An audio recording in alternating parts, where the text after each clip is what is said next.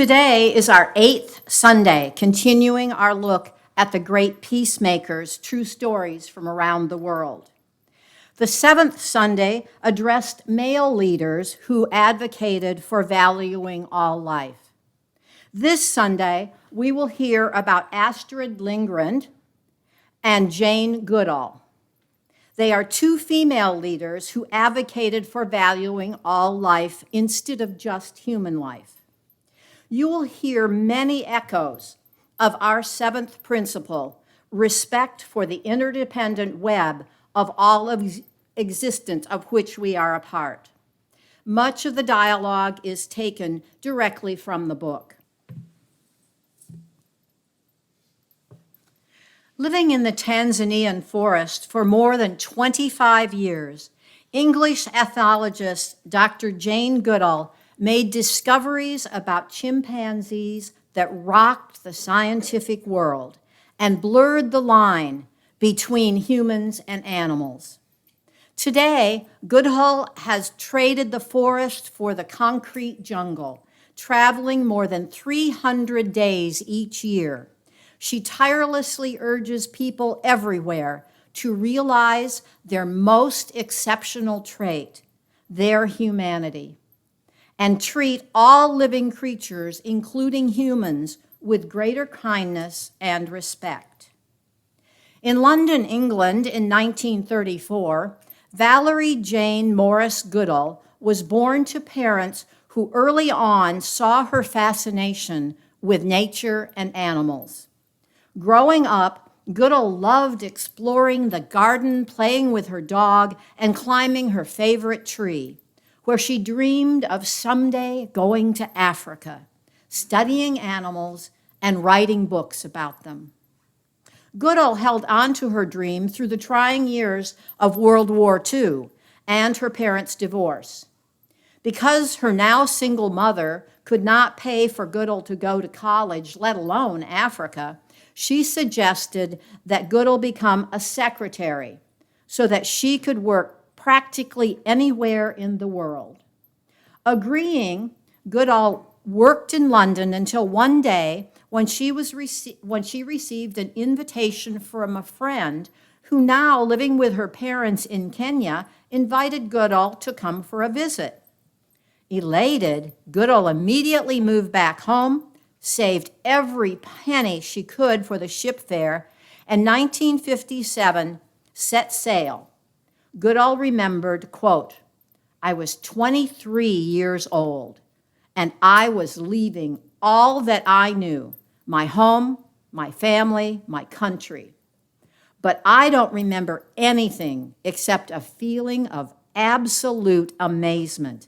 It was actually happening. I was sailing off to Africa." Once in Africa, Goodall met anthropologist Dr. Louis Leakey, who hired her as his secretary and eventually invited her to do a study of wild chimpanzees. Although Goodall was not a scientist, Leakey believed that her innate curiosity and patience were exactly what was required for the study. Thrilled, Goodall read everything she could about chimpanzees, while Leakey sought funding for the project. Once funding was received, Goodall traveled to what is now Tanzania's Gombe Stream National Park, and at an age of 26, ventured into the forest in search of the great apes. Right away, Goodall broke fundamental rules of scientific research. Instead of giving her subjects numbers, she gave them names. Instead of being coldly objective, she empathized with her subjects. After nearly 16 months of diligent observation, in 1961, Goodall witnessed something that would turn the scientific world upside down. Until then, it was believed that only humans made and used tools. However, Goodall saw two chimpanzees, which she named David Graybeard and Goliath, pulling leaves from plant stalks, inserting the bare stalks into termite mounds, and eating the termites that crawled onto the stalks. Chimpanzees were making and using tools. Quote, "I'm not the first person to have seen that. Lots of Africans had seen it, but I was the first scientist to report it," unquote.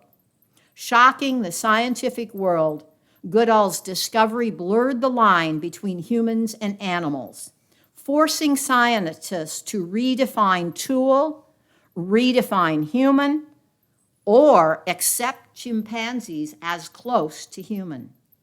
The discovery attracted additional funding, particularly from the National Geographic Society, which allowed the research to continue while Goodall earned a PhD from Cambridge University in ethnology, the study of the behavior of animals in their natural habitat. When Goodall returned to the forest, chimpanzees began gradually accepting her, a trend led by Graybeard, who was the first to trust her enough to approach her. One afternoon, sitting near Graybeard, Goodall noticed a ripe piece of fruit on the ground. She picked it up and offered it to him. He took the fruit and let it fall to the ground, but gently held on to her hand, giving her the sense that although he did not want the fruit, he appreciated the offer. For a wild chimpanzee to voluntarily choose to hold her hand was a truly moving experience that made Goodall's bond with animals even stronger. In 1964, Goodall married filmmaker Hugo van Lawick, and they had a son. Unfortunately, the couple grew apart, and after 10 years, they divorced. Shortly thereafter, Goodall married the director of Tanzania's national parks, Derek Bryson, in 1975. Later that year, armed rebels raided Goodall's camp and kidnapped 4 of her students for ransom. Fortunately, after the ransom was paid, the hostages were returned. Deeply disturbed by this incident, Goodall questioned why humans display such aggressive behavior, whereas chimpanzees displayed more peaceful behavior. However, when a series of brutal attacks, even cannibalism, broke out among the chimpanzees, Goodall reconsidered the nature of violence in both species. She concluded that although both are capable of both peaceful and violent behavior, chimpanzees probably could not override their violent impulses, whereas with their advanced brains, humans could if they only chose to do so. Goodall's research was placed on hold when in 1980 her husband was diagnosed with terminal cancer and passed away. Sorrow gripped the young widow, and one day, seeking solace, she entered the forest, not to study the chimpanzees, but simply to be with them. Setting among them, as a storm cleared, gave Goodall a sense of peace that helped her to carry on. Returning to her work, Goodall compiled her decades-long research into a book, The Chimpanzees of Gombe. While celebrating its release at a conference in Chicago, Illinois, Goodall learned of threats facing chimpanzees outside of Gombe. She was alarmed to learn that around the world, chimpanzees were suffering in painful laboratory experiments. They were being hunted for food and captured for the live animal trade, and their habitats were being destroyed at startling rates. Immediately, Goodall launched a global campaign to save her beloved chimpanzees. She said, quote, "I came out of that conference, and from that time on, October 1986, I haven't spent more than 3 weeks in one place." To verify what she had heard, Goodall personally toured a laboratory that conducted experiments on chimpanzees, whose DNA differs from humans only slightly by more than 1%. Wearing a mask, to prevent the transfer of germs to the chimpanzees, Goodall entered a windowless room of concrete and steel.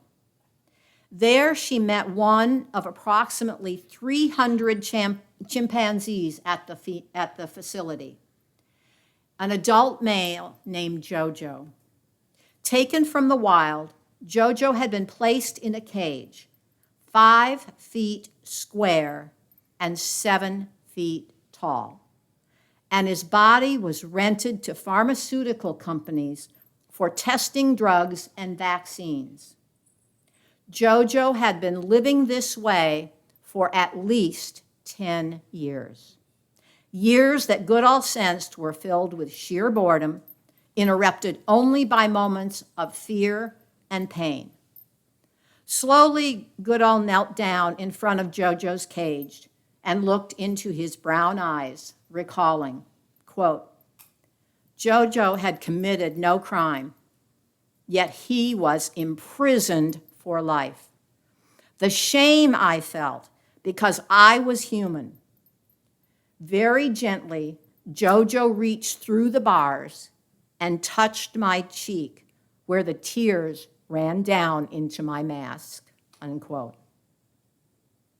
Since then, Goodall has called for an end to the testing of cosmetics and household products on animals, a reduction in the number of animals used in medical experiments, and the development of non-animal alternatives such as tissue culture, computer simulation, and in vitro testing.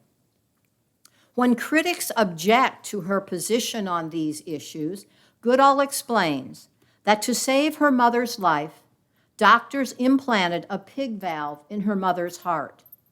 The valve was taken from a commercially slaughtered pig, but the procedure was developed with pigs in laboratories. Goodall feels truly grateful to the pigs for this and wants to do what she can to improve conditions for animals like them, both in the labs and on the farms, and to support alternatives so that no more animals will need to be used for such procedures in the future. As for the animals in the wild, Goodall oversees conservation programs through her Jane Goodall Institute, recognizing that helping wildlife and helping people go hand in hand. The Institute uses what it terms community-centered conservation, which gives people alternatives to hunting or selling wild animals or chopping down forests to survive. For example, in Africa, the Institute employs local people to staff its sanctuaries for orphaned chimpanzees, buys all food for the sanctuaries from local markets, and helps local people develop sustainable small businesses. Further, to inspire children and teens to value all life, Goodall developed the Roots and Shoots Global Youth Program. Active in more than 94 countries, Roots and Shoots teaches young people that, quote, peace means caring for people, animals, and the environment, and realizing that your actions have effect on all living things, unquote.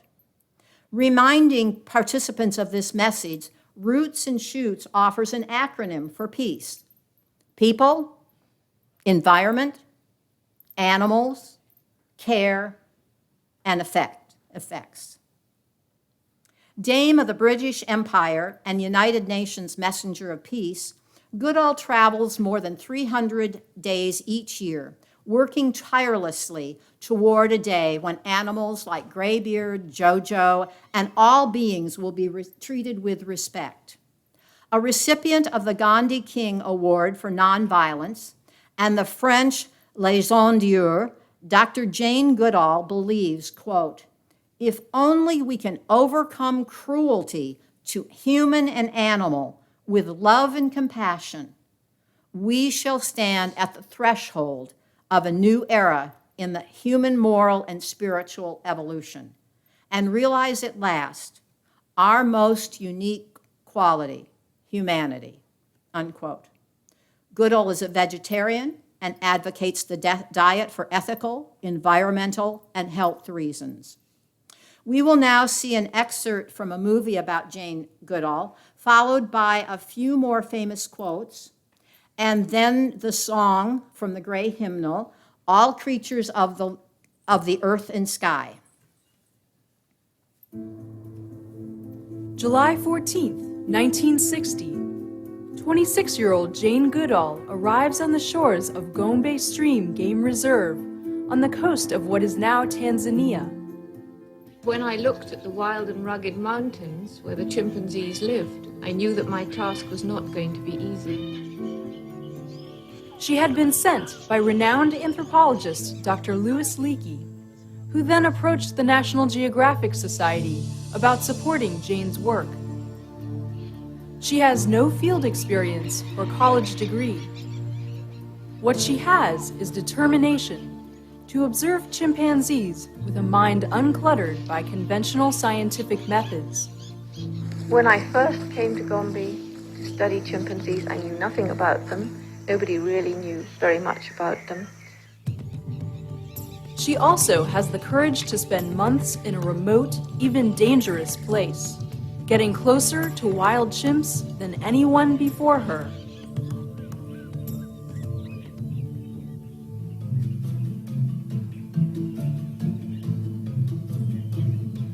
Within weeks, she is making astonishing discoveries.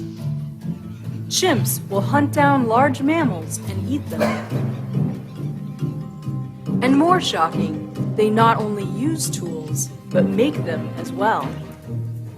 The chimpanzee is actually modifying a natural object to suit it to a specific purpose, thus making a tool. When Louis Leakey first heard about tool using at Gombe, he got extremely excited and said, now we have to redefine man, redefine tool, or include chimpanzees with humans. These discoveries, caught on film, sent National Geographic into a flurry of coverage.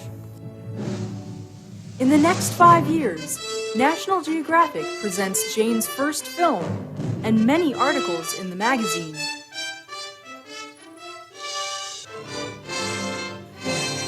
Jane becomes a star. She and her beloved chimps, David Greybeard, Flo, and Flint, become known worldwide. And Jane redefines science, adding an emotional component. It's perfectly possible to be incredibly emotionally involved, feeling great empathy for your subject. It's what would drive Jane to learn as much about chimps as anyone in the world, to find out how alike we really are. During the very early years, I thought how like people they were, but they seemed to be much more gentle, much nicer. But then it became more and more apparent that chimpanzees, like humans, have a dark side to their nature.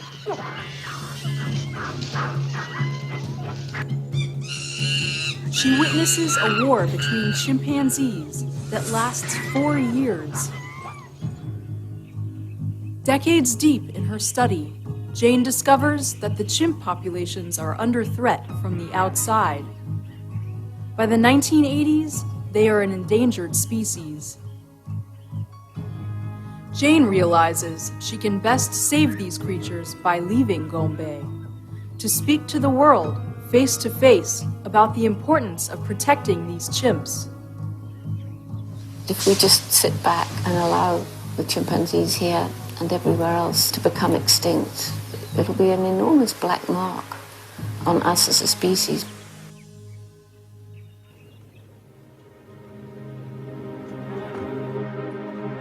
As we destroy the natural world, we end up with a situation where the people are suffering. So there has to be a way of creating a balance between humans and the natural world. Gombe has since become a national reserve, and Jane's sights are set on the future.